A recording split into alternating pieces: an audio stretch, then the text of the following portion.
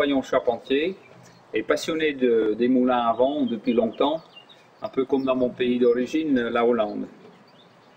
La France possédait de nombreux moulins au XIXe siècle, mais malheureusement ils ont tous disparu. Il y en avait jusqu'à 150 dans l'Aube. Ils ont tous disparu à l'époque de la révolution industrielle. Et en 1914 environ, il n'en restait plus du tout. Donc un jour j'ai eu l'idée, la volonté de reconstruire un moulin à pivot à la manière que les charpentiers le faisaient à l'époque. Donc sachant que cette tâche, ce défi n'était pas facile, je rencontrais heureusement dans le parc de Fred-Orient Evelyne Perrault, qui elle aussi passionnée des moulins et de son histoire du parc, a tout de suite voulu s'engager dans cette aventure et on est allé plus loin ensuite. Effectivement, quand Erwin est venu me voir, j'avais déjà fait des recherches sur les moulins à vent. Je savais qu'il en existait sur le village de Doche. J'avais rencontré un ancien du village qui m'avait raconté l'ancien moulin. J'avais consulté les cartes de Cassini. Donc quand Erwin est venu me voir, j'ai tout de suite adhéré à ce projet. De toute façon, c'était un projet qu'il ne pouvait pas réaliser seul. Il avait besoin d'une commune. On se complétait mutuellement. Et c'est vrai qu'il nous a fallu un certain nombre d'années, beaucoup de patience pour pousser les portes, aller voir les élus du département, de la région, pour récupérer des fonds, même des fonds européens. Et tout ça, ça s'est fait avec beaucoup de patience, mais surtout avec une entente mutuelle.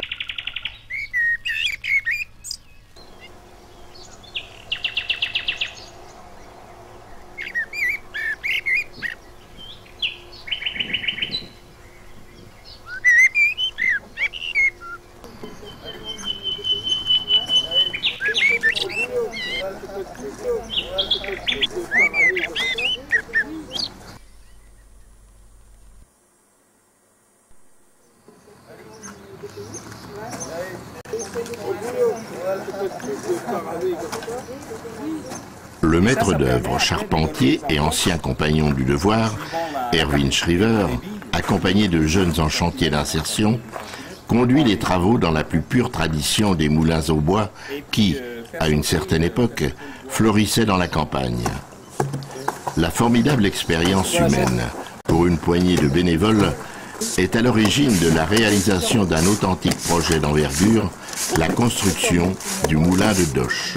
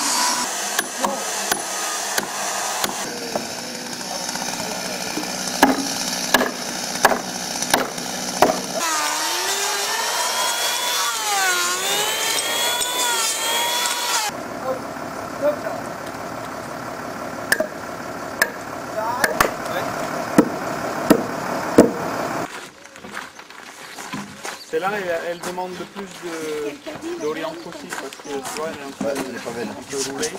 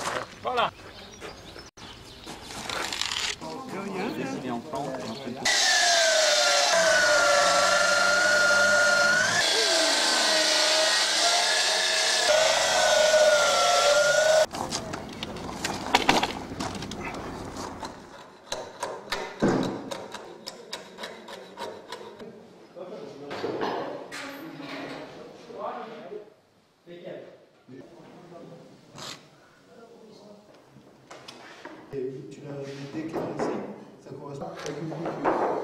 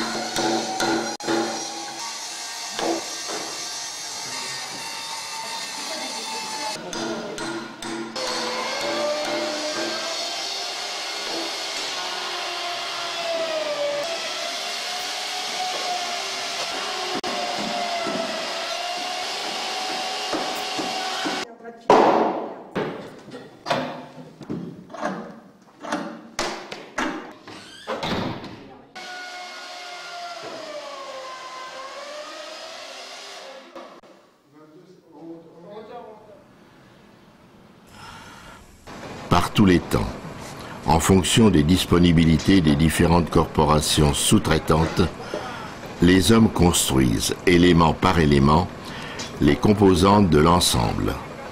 Chaque pièce demande réflexion.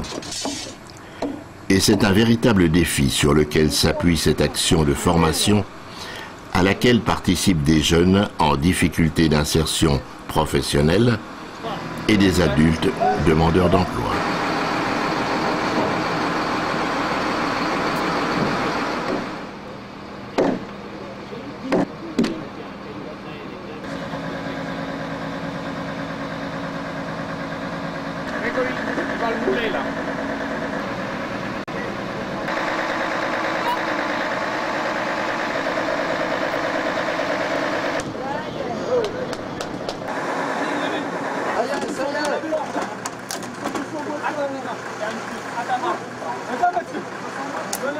Attends, il y a un écho là.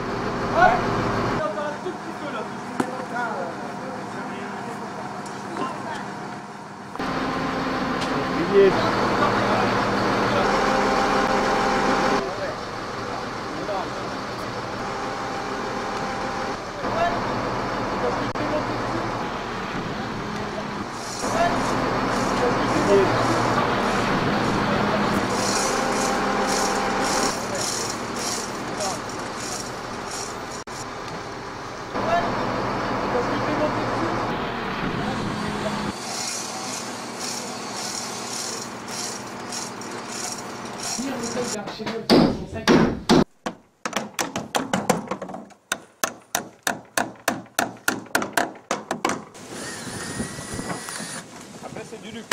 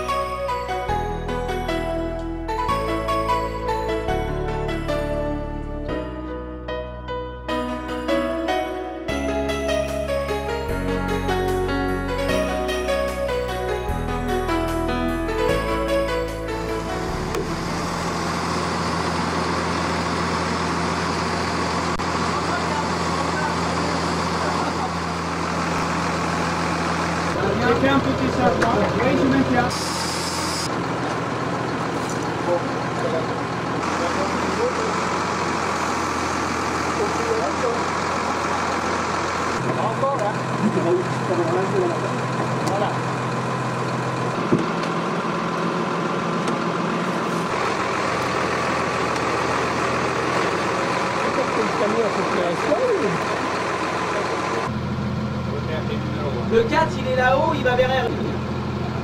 Encore un poil. Encore un peu. Sur l'alignement ou pas? Oh, ouais, ça c'était l'alignement.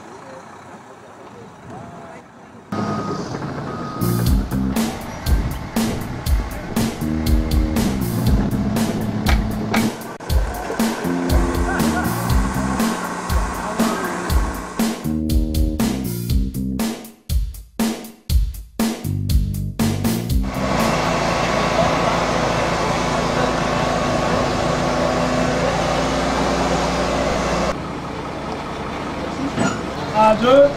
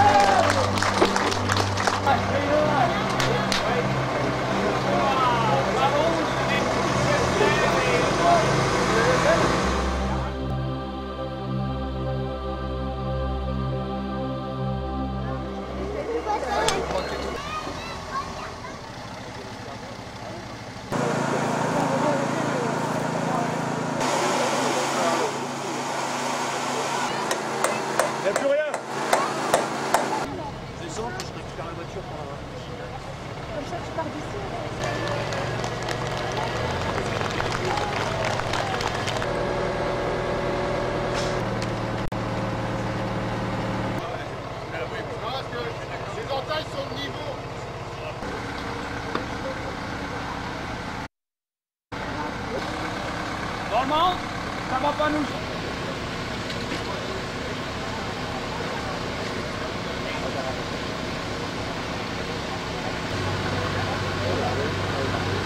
Il va pousser.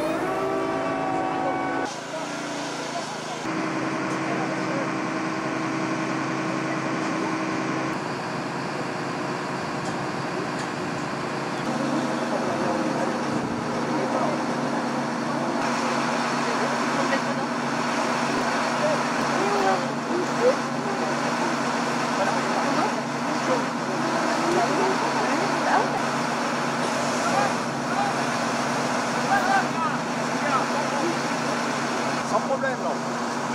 Ouais, j'ai passé une tronçonneuse à mon avis tout à l'heure.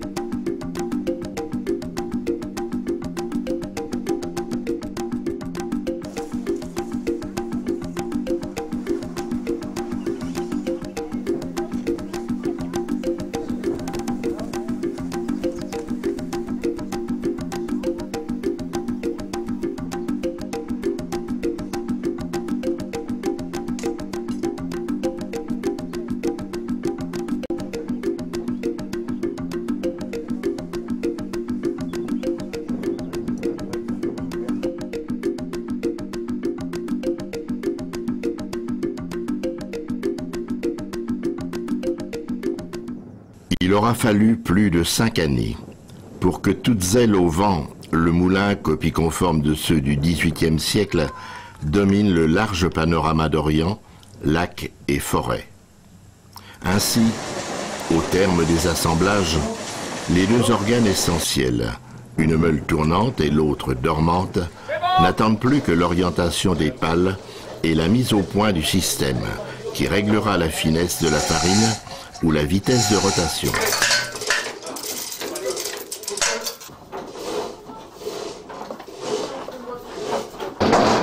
Pardon? Ah bah on le sait, mais c'est normal. Il faut qu'il y en ait un qui commande et puis c'est tout.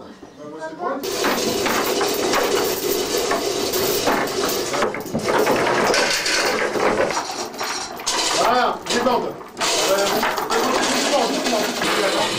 Ah bah, la première.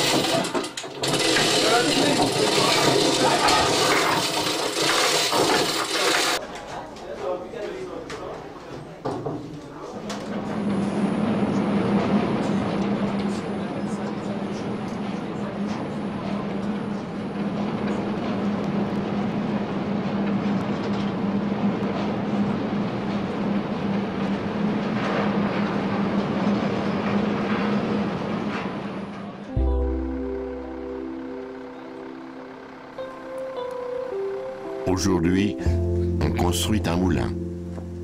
Il y a 2 siècles, on en comptait 150. C'était hier. On a constitué l'association et on s'est entouré d'autres partenaires, entre autres Formation Plus et la CAPEB, pour constituer un groupe et on en a fait un chantier de formation.